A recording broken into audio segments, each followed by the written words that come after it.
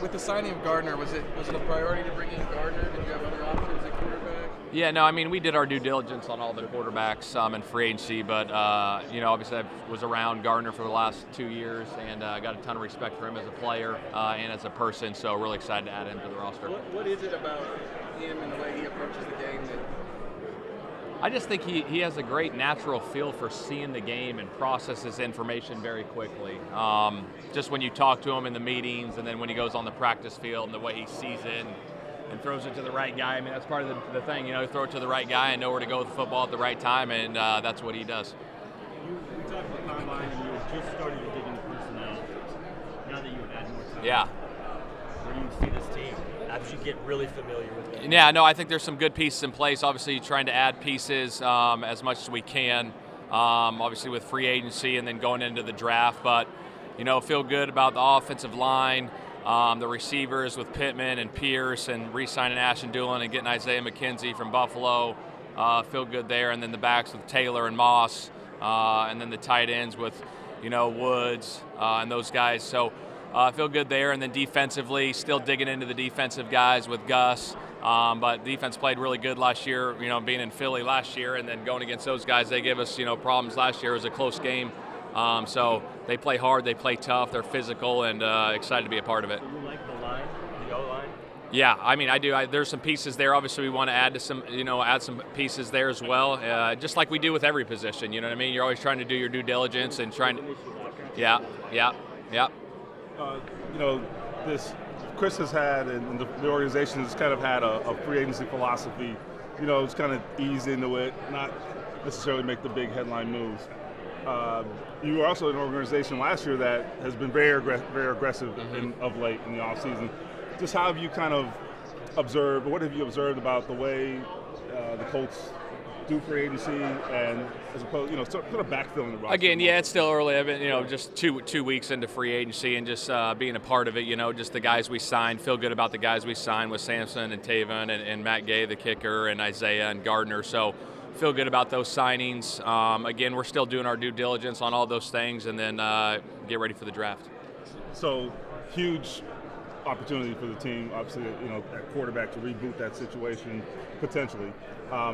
Just what's been your approach to scouting these quarterbacks? What have your takeaways been? Just can you kind of give us an overview of just that process? Yeah, I mean, obviously you got to do your due diligence on all positions, especially the quarterback. We know how important that position is in this league. So really still going through that process right now, watching the tape, get a chance to talk to these guys, and then we go from there. But again, if there's a perfect method to the quarterback and picking the right one, everyone would have really good quarterbacks. So there's not a perfect method for it. Like I said, if everyone had the answer to that, it'd be nice. So, but you got to do your due diligence on those guys and try to find the best one. You guys, well, before you got there, the veteran quarterback route, there's a lot of fatigue within the organization of that, right? You know the story.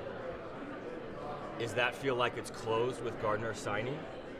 Does it feel like the rookie is most likely to play, or where are you guys at with that? Again, we're doing our due diligence on everything. I mean, you just never know how this thing will play out with the draft and going into the season. I don't have a perfect answer for you, but again, we feel good about the signing of Gardner, and we'll go from there. Did you sign Gardner with the intent, assuming that he'll probably start early while you're waiting? Like I said, I'm not going to make any, hypotheticals, whether he's a starter or whatever. We're just going to go through the process. He's coming in to compete, and that's where it's at.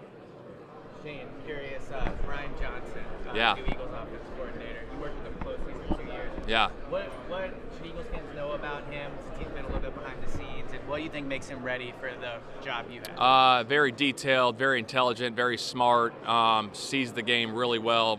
Former quarterback, played the position. I always think that helps to get that perspective from a quarterback's perspective. Fast thinker, fast processor. I think he's going to do a hell of a job there. Obviously, Jalen's a hard worker, and the success he's had is because of that, but Brian is also part of it. What have you seen with him working with Jalen that you think really, helped Jalen improve from Brian's coaching perspective? Yeah, no, I think just the details and the fundamentals that Brian went through in the meetings and on the practice field and the individual stuff to get him ready to play every week. just being on the same page, obviously with the quarterback and having that relationship is big. And now that he's in the coordinator role, I think it's going to be awesome for him. Back in the city of the Super Bowl, curious, when you think back to that game, now that you have a few months of hindsight, what do you think about when you think about it? Wish we would have won it. I mean, that's it. Working with Jalen and all the stuff you guys did with him from a running standpoint, if you were looking at your prototypical quarterback, would they have the running ability? Like, do you need to have a quarterback who's going to run? Not necessarily. I mean, again, quarterbacks come in all shapes and sizes and have different athletic abilities, whether it's running or throwing. Does it add to it? Yeah, when you can run, yeah. But there's also guys that are pure drop back, pocket passers that are, some of the best to ever do it with Peyton and Tom Brady. And so, isn't it an added bonus when they can run? Yeah, but it's not the end-all be-all to where it's like, oh, I need a guy that can run, So basically, when people say, like, this person fits Shane's system because they're a runner or that, that's probably a mistake. Yeah, I think you fit the system around the guy that's playing.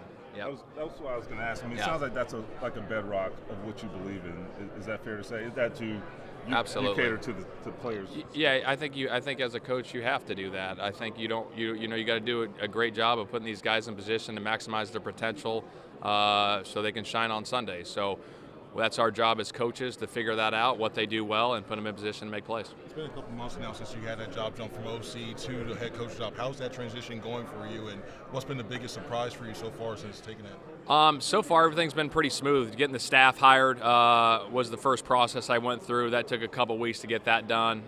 Felt good about where we're at, coaching-wise, staff-wise, and then really just getting together with the offensive coaches in the morning, going through the offensive system, and then in the afternoon just going through the draft and doing the day-to-day administrative stuff that comes across your desk, guys popping in and out, meeting players, all those different things, but it's been good. Tony Sparano Jr. Yeah. What do you know about him? What separated himself in the interview? And I feel like that's a really big hire because of 100%. You know what? I interviewed a couple, I want to say 5 or 6 candidates. Interview process with all those guys was 6 to 7 hours. What do you go through in those interviews? I won't get into details. I'll talk to you off the record about it, but went through a lot. And just the way he saw the game, the accountability he's going to have with those guys, very, very bright, intelligent. I mean, some of the things he talked about, midway through the interview, I said, yeah, this is going to be the guy. Like, I knew. Like, yeah, he was phenomenal. How did he end up on your radar? You guys haven't worked together, right? You know what? That's the thing. You got to do your research. Yeah. You ask around certain coaches, certain people who's out there. He's the assistant O-line coach in New York, and heard a lot of good things about him as a coach and as a person. And got a chance to get him in the building, interview him, and very excited to have him. Is there anything to him and DeAndre working together in New York? And just obviously that wasn't the thing that separated him, but just that they can both kind of take some of those concepts. Yeah, I mean, those guys, they did obviously had that working relationship in New York. Excited to have both those guys. They had really good success in New York this past season, so to add 2 of those guys from that team on our team will be good for us. I think we may have talked about this at the Combine, I can't remember, but you do have sort of a younger staff in some key spots. And I don't know, what are the advantages, disadvantages, or just what do you think makeup will be? Yeah, like? no, I kind of wanted to go that route offensively. The young energy, youth, hungry, I kind of wanted to build that kind of culture offensively from a coaching staff, perspective, just being able to relate to the players, bring that energy, bring that relatability. Times are changing, the millennials, just different stuff, but just to have that relationship part of it with those guys and just bring that energy into that building every single day is what we want to get done. So your job has changed, OC to head coach. Will your coaching style change? Does it have to? I don't think so. I got to be who I am. That's one of the biggest things that people told me. Said, don't change who you are now that you're in the head coach seat. Be who you are, be true to who you are, and go from there. Who'd you talk to? Who gave you advice? I've talked to a few different guys. Had a chance, sat down with Pete Carroll the other day, talked to him for a while, which was really good just to get his perspective. He's had a ton of success in this league for a long time. Talked to Andy Reid for a brief moment the other day, so it's been good. I don't know if you have specifics on this yet, but Shaquille Leonard, obviously, big offseason for him, trying to get back to where he was physically. Yeah. Have you had any updates? Do you have any indications? Yeah, he's progressing in the. I don't have a timetable on his return, but he's progressing in the right way. Had some really good conversations with him when I got hired. I know he's a heck of a player, and hopefully, everything goes good with his recovery. It's such a weird team because there is a lot of talent on offense last year, and there's certainly players, but it was one of the worst offenses in the league. Where do you think they need to get better? Like when you watch the tape and when you evaluate stuff, like what needs to change? Because it's not like they're devoid of skill. Yeah, I'm not going to comment on last year's. I'm focused on this year and working on this year, and that's where we're at. What do you see out of Bernard Ryman? You mentioned the offensive line. Obviously, Bernard kind of had to go through some growing pains. What did you see when you watched the tape? I just think, he's a young player that's progressing. We got to keep developing him, and I think Tony's going to do a heck of a job with those guys and then getting those guys better every single day. And that's the process with all these positions is continuing to get better and grind and work on our craft so we can be the best we can be. Yeah, that offensive line, the makeup of those guys is, the way they performed last year doesn't necessarily reflect their makeup, I think. Have you gotten to know them individually? I've talked to a few of those guys. When they come in, April 10th, I'll get to sit down with most all of them when some of those guys are on vacation when they come back. But they've had tradition here with those guys, and want to get that back to where the standard of where it needs to be at. Where is the install process? Like how does that go from when you got hired, you got the coaching staff together, to when players get in the building? Just what's that process over that month or so? Yeah, so the biggest thing too is installing the system, as not game planning, just terminology standpoint, how we're calling things. We go through that in the morning, and then we put together the calendar of, hey, here's where we're going to install this, day 1, day 2, and we go from there. And Jim Bob's done a heck of a job, getting that stuff ready for the players to come in on April 10th. And when they come in, this might be like, how much adjusting do you then do when you actually get eyes on the players, you see them on the grass, or is it just you're installing the basics? Yeah, you're installing just the terminology and how you want to call it, and then once you start to get to know them and you go through the practices and see how they practice, see their movements, see what they do well, then you start to build it around them. Have you learned anything about the coaching staff through that install process, just about the guys you brought into the building? Yeah, I feel good. Like offensively, I spent a lot of time with the offense. It's just the intelligence part of it. Very fortunate, the guys we have in that room, a lot of smart coaches that get it, that see it well. I think that's the biggest thing, the communication part, having quick, concise conversations about certain things, how to handle different looks.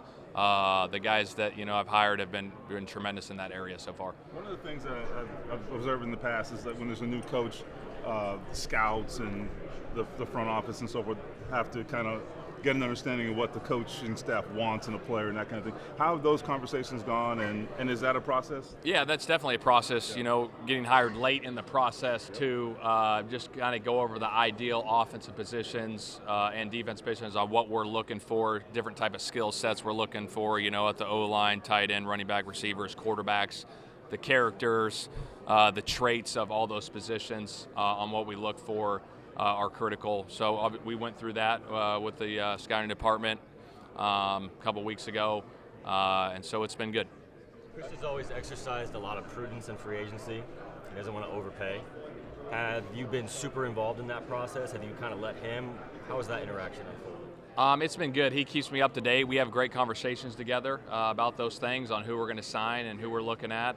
So far the process has been good. I kind of have to ask this. Have you guys had a discussion about Lamar Jackson? Lamar Jackson, you know what? We do our due diligence on every position, whether it's through the draft or free agency, but I got no update for you on that one. Not a no. I don't know what that means.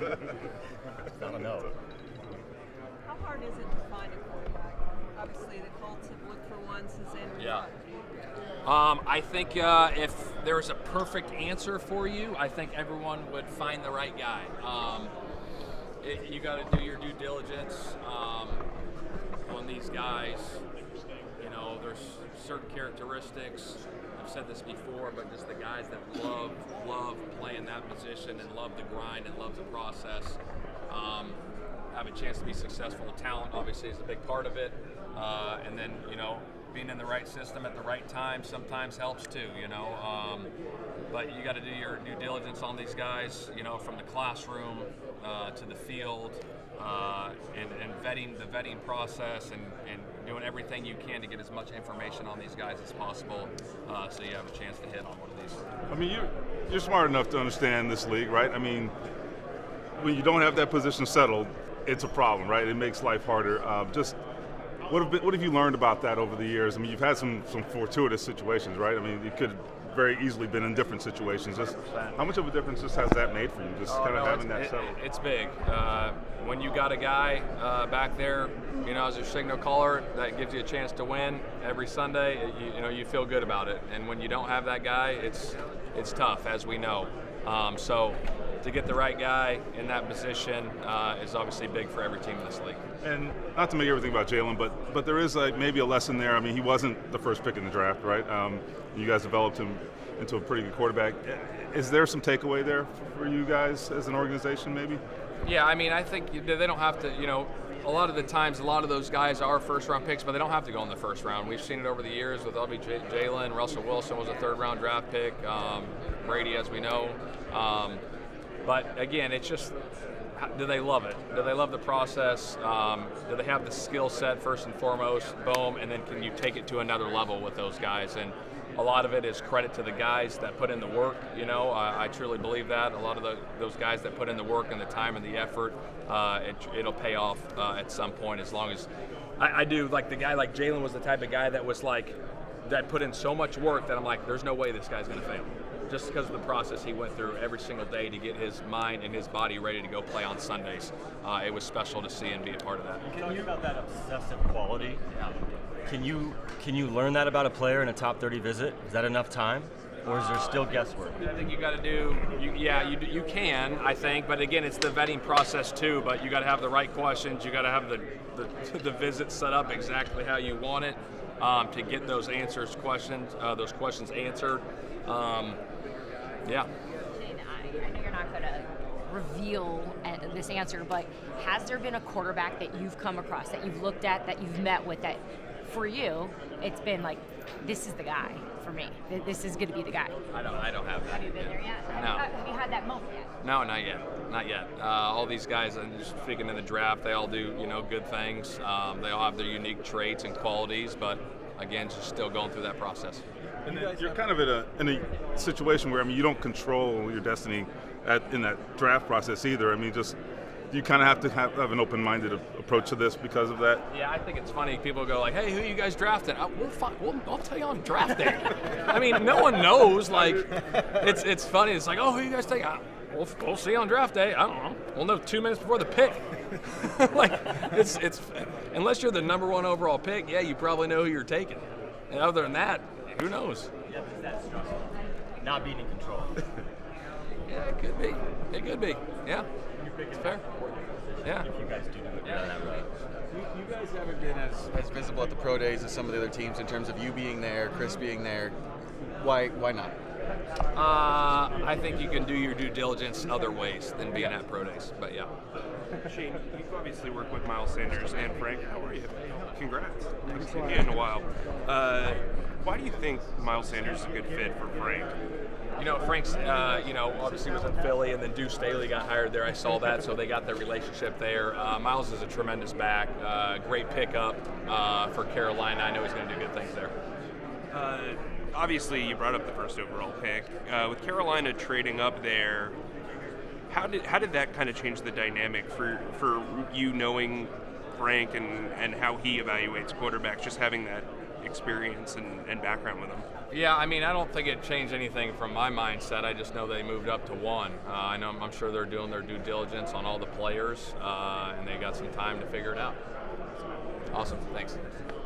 This is probably more a question for Chris, but do you guys get a sense of what might have? Do you try to predict what might happen above you in the draft, and do you feel like you ever have a handle on that?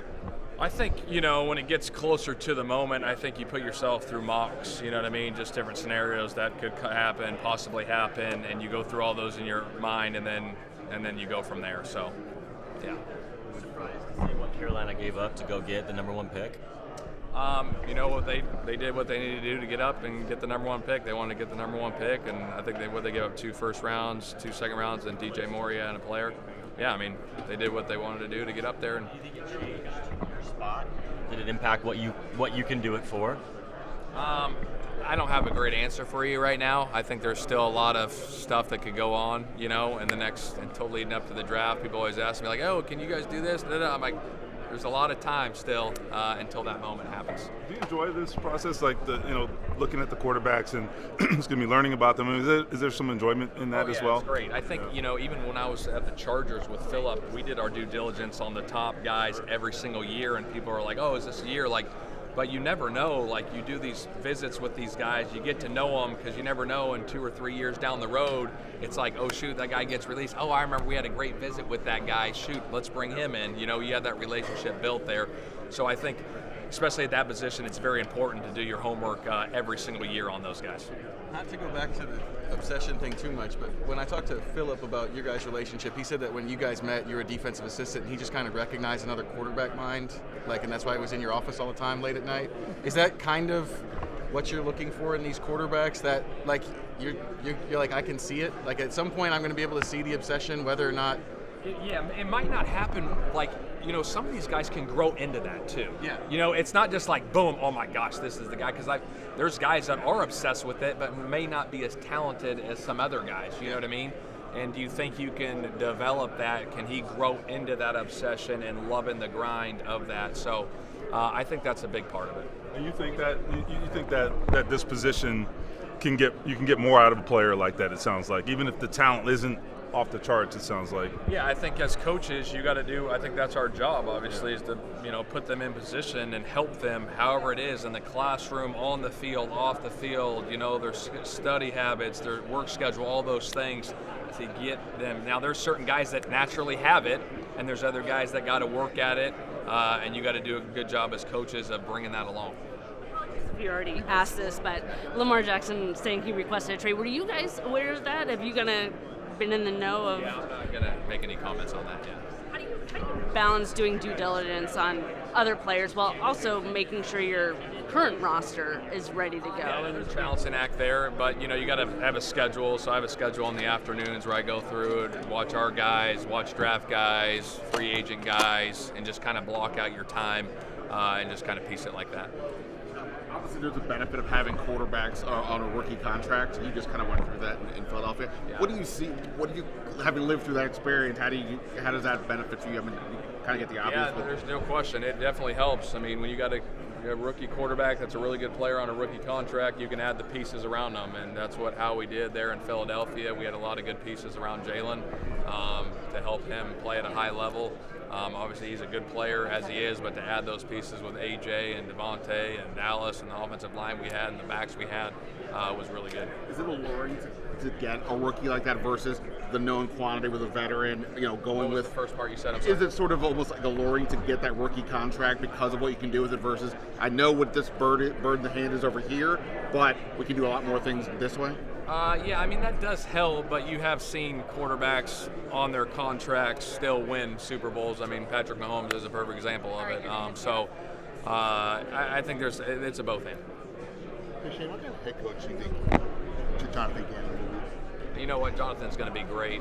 Just working with him for 2 years in Philly, just the passion and the energy he brought to that building and that defense. You saw it on a day-in-and-day basis, but I think he's going to bring great energy, great enthusiasm where guys are going to want to play for him. How real is that energy? Oh, it's real.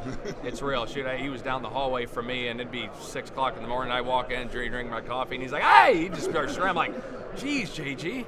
People were just waking up. He was ready to go at all times. Nick is 29 years old, gets to be a coordinator for the first time. Why is he so ready at that age? Super, super intelligent. I had many conversations with him in his office, just passing along. He'd come down to my office and we'd, bounce stuff off each other. But just the way he saw the game at 29 was impressive, and I'm not surprised he's a rising star in this league for sure. Yeah. Real quick, when it comes to the proposal for adding the 10th to the seconds to the clock, I want to get your thoughts about that and the presentation. I heard Nick was the one that went up there and talked about it. You know, Nick's proposal was just, you know, certain situations in game when it gets down to that, you know, whatever, whether there's 5 seconds or 6 seconds, there's certain plays you can run with time on the clock. And he's like, well, why not be as detailed as possible to get that 1/10 of a second? You know, whether there's 5.5, can we get this off? So that was the proposal, and we'll see where it goes. Yeah. This is more of a big picture question, but if, say you, I know you don't like hypotheticals. If you have a rookie quarterback, usually it takes them a little while. Are you okay if it takes the team a little while? You know? I think every year, like, you're trying to win, you know, regardless. Like, you're trying to win, put your team in position to win. There's so much parity in this league. But we want to win. That's the goal. Every year is to win and win as soon as we can.